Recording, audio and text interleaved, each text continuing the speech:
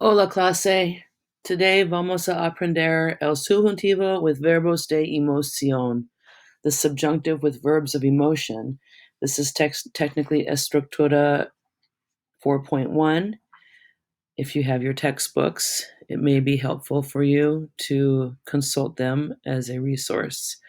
This is a little bit of review. We did go over this prior to our leaving, but I'm going to start from the beginning and work our way forward.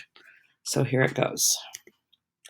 In the previous lesson, you learned how to use the subjunctive with expressions of will and influence. And so the subjunctive is not going to change in the fact that you have to have primary elements: a trigger, two clauses with two subjects separated by the word K. So all of that is still applicable to the subjunctive. This is just a new list of words. Will and influence should look familiar to you. Aconsejar, desear, importar, insistir, mandar, necesitar, pedir, preferir, prohibir, querer, recomendar, rogar, sugerir. Now we're going to use the subjunctive with verbs and expressions of emotion.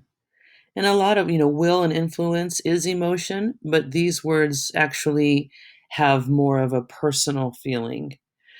Marta espera, she hopes, que yo vaya al lago este fin de semana, that I would go to the lake this weekend.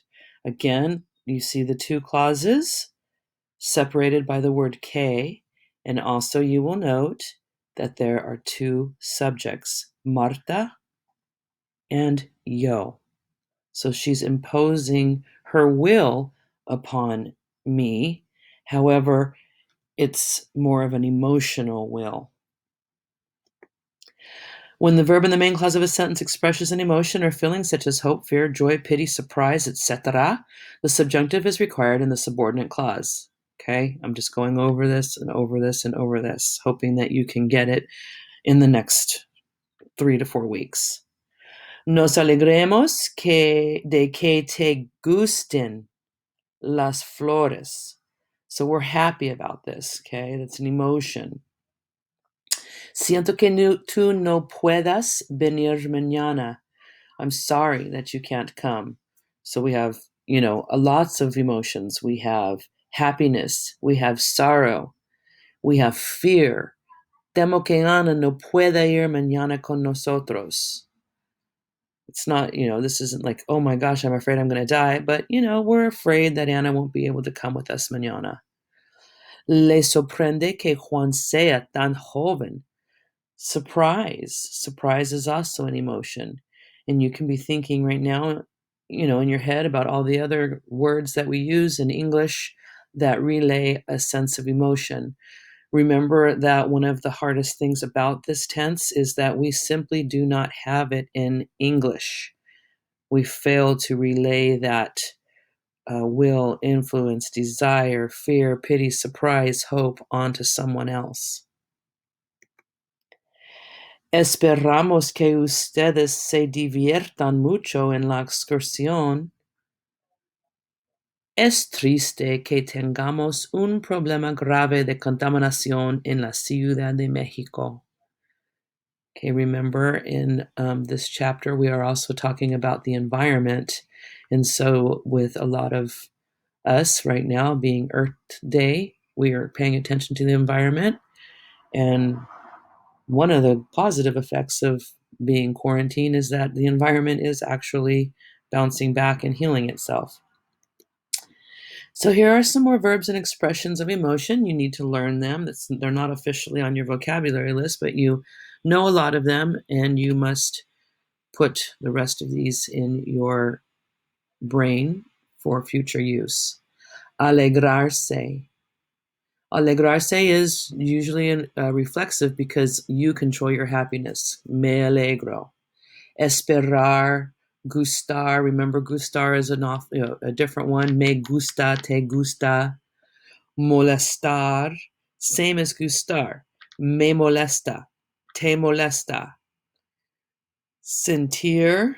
Most of you know the word lo siento. I feel it. Sorprender. Temer. To be afraid. I think of like tremoring. Tener miedo de. Es extraño. Okay, that's kind of an opinion, but it's still an emotional opinion. Es una lástima, es ridículo, es terrible, es triste. And then last week you did a pretty good study of ojalá.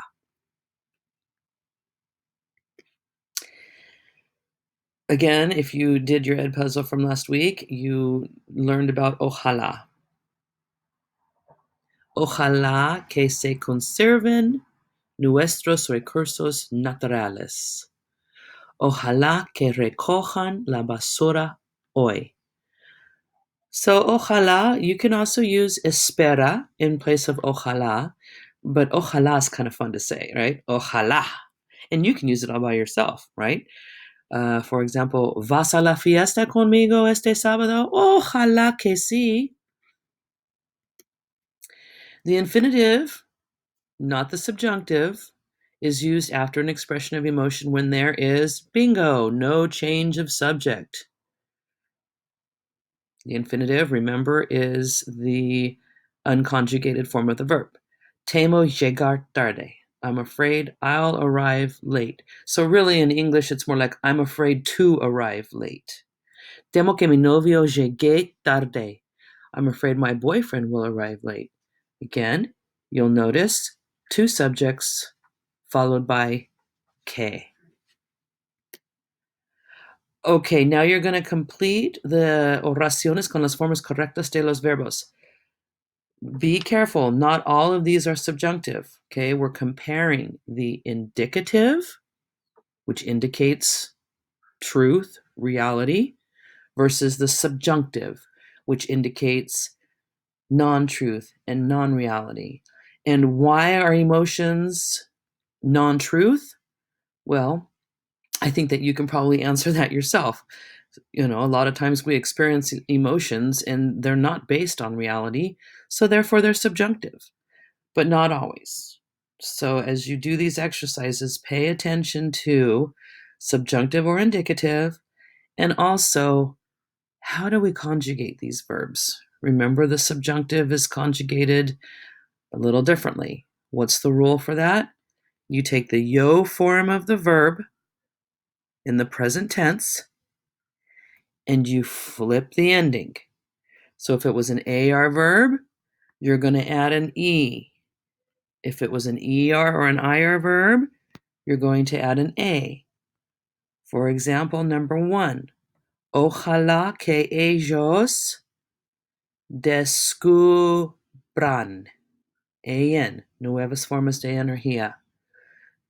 Okay, you go ahead and do these on your own. And then on the next slide, you will be forming your own original sentences in the subjunctive with these verbs. Again, please remember, gustar, molestar, they're set up a little differently. It is pleasing to me. They are bothersome to me. Okay, clase?